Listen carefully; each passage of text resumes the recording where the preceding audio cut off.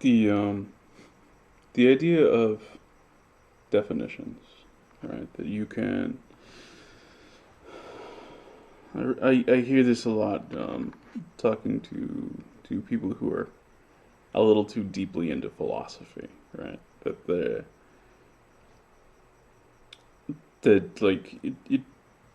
your definitions for things are really really important, right? On a certain level, I get it, but when it comes to the point where they'll they'll just argue with you, like, oh, it depends on your definition. What's your definition of this? Um, that can't solve every problem. An example of this is word, the category, like the concept of word. You can't actually set up a definition for this that will work for every language at once. And this is actually far easier to see than you might think. So when I first really like came to this conclusion, I was looking at languages that are allegedly like highly synthetic or polysynthetic or something like that, right? That's where I first noticed it, but on uh, on review, I realized, wait, I'm an idiot. This was staring me in the face all along. So, like for instance, if you compare words in English to words in German, they are incommensurate, even though they use exactly the same morphemes sometimes. You can absolutely have a German word, like a composite word, that in German you can't break down. It is a word. It's the only way to think of it in German is as a word. There's no way to break it apart. But in English, there's no way to make it with exactly those same morphemes, exactly the same meaning. It's impossible to get it to be a single word.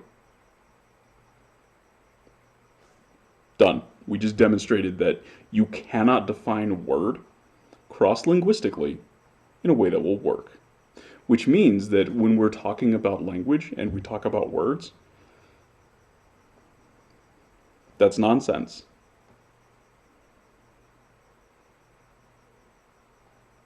It's fundamentally nonsense to talk about words. Now, it's a term that I'll use uh, particularly in speech, because in writing I can see that, oh, I used this stupid term. I used the term word. Um, I actively try to replace my impulse to use the word with the term because it has different baggage that comes along with it. Right? Term works better, um, right? Because you can have like a name or a multiple word phrase uh, and call that a term. That's totally fine. People are okay with that, right? Like um, the Pythagorean theorem. That's a term. Pythagorean theorem. That's two words, but it's a term. Pythagorean theorem. So term doesn't really care about your white space, where you're putting the spaces, or where you culturally, classically, conventionally view the word boundaries to be. So, like language specifically, sure, word can work, but cross linguistically, it can't. So, if you're trying to do linguistics in a serious sense, you should stop using this term, probably. If we're being intellectually honest, it just doesn't work. And it breaks down much worse when you consider things like Cherokee. You try to compare Cherokee to English, with a really honest look at Cherokee syntax, and it gets interesting. It is completely valid to analyze Cherokee syntax as not having sentences, as not having anything like words, but just having these like little.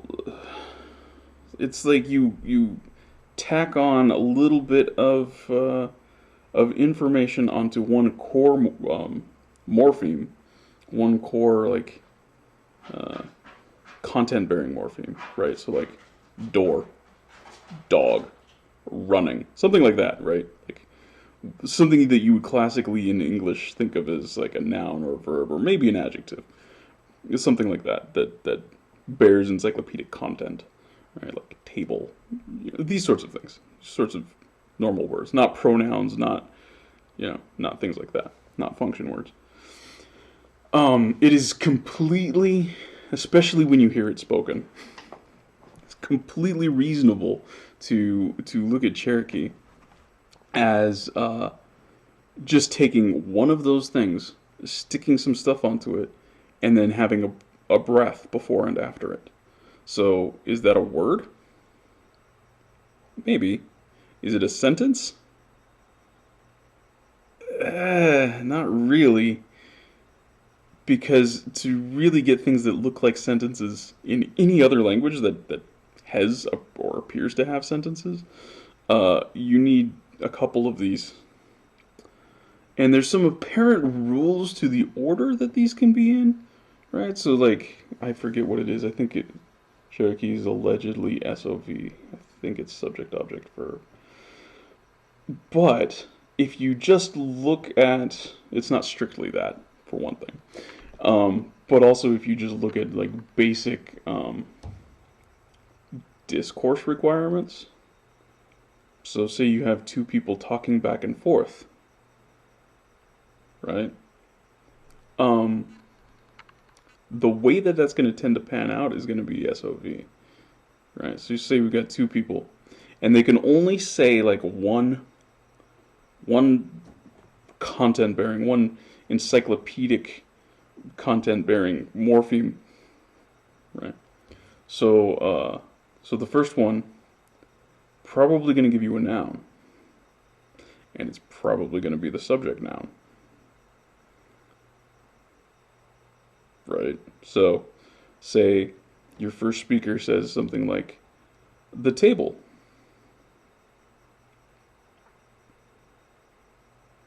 What is the other guy going to say? What about it?